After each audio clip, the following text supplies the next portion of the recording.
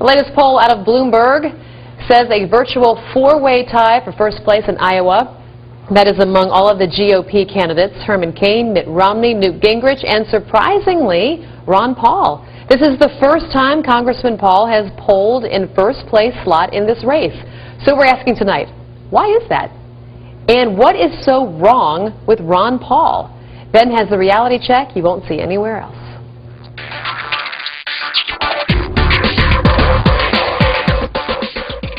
Texas Congressman Ron Paul is the political force that nobody's talking about. Tonight I take a look at three areas where the media claims that Representative Paul is too radical to get the Republican nomination. The question is that true? Let's begin with his view on the role of the federal government. Paul was a strict constitutionalist. He wants to drastically cut back the size and the power of the federal government. As part of his plan to restore America, he would eliminate 5 cabinet agencies: HUD, the Department of Energy, Commerce, Interior, and Education. That plan would also abolish the Transportation Security Administration and return airport security to the airports.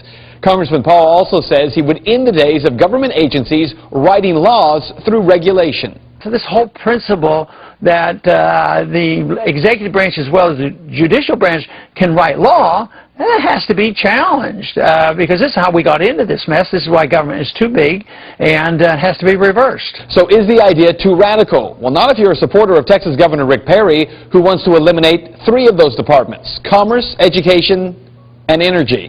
Or Herman Cain, who says every federal agency, every government program, and every single expenditure must be reviewed and revised with a keen eye and a red pen. Paul's plan isn't more radical than the others, it's just much more specific. Now to the concern that Ron Paul wants to deal with Social Security by letting older people die. Yes, someone actually told me that not 24 hours ago. I would find that a lot of cuts, a lot of other places. Matter of fact, on Social Security, it is already being reformed because the cost of living increases aren't there, so the value is going down. So, no, there's places we should cut. So what is Representative Paul calling for? The congressman does want to allow an opt-out on Social Security immediately for younger workers. But his plan to restore America keeps Social Security for all older Americans. Money used from the end of the wars in Iraq and Afghanistan would be used to shore up the program, as well as money that will be saved from the elimination of those 5 federal programs. He also proposes keeping Medicaid and other welfare programs, but paying for them with block grants that are given to the states, and allowing the states to have the flexibility to solve problems. Now, there's also the concern that Ron Paul is an isolationist, anti-military, and weak on defense. So I would say there's a lot of room to cut on the military, but not on the defense. You can slash the military spending. We don't need to be building airplanes that were used in World War II. We're always fighting the last war. But we're under great threat because we occupy so many countries. We're in 130 countries. We have 900 bases around the world. We're going broke. But again, here are the facts. Ron Paul does not say that he is against defense. He says he believes in funding for a strong national defense. So, of course, he's the candidate that the military would not support, right?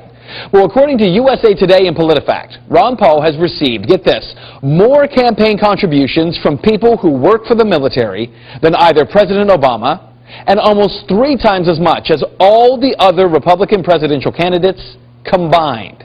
So here's what you need to know. This is not an endorsement of Ron Paul for president. Those of you who don't support him have your reasons, and you're entitled to them. But this is an endorsement for fair coverage, and there is no question the congressman isn't getting it. Consider the fact that during Saturday's CBS debate in South Carolina, 7 minutes and 45 seconds worth of time was allotted to Rick Perry. 5 minutes and 45 seconds worth of time to Rick Santorum, who was polling at nearly the last place among presidential contenders. In comparison, Ron Paul got a whopping 89 seconds worth of time. Does that seem like fair coverage?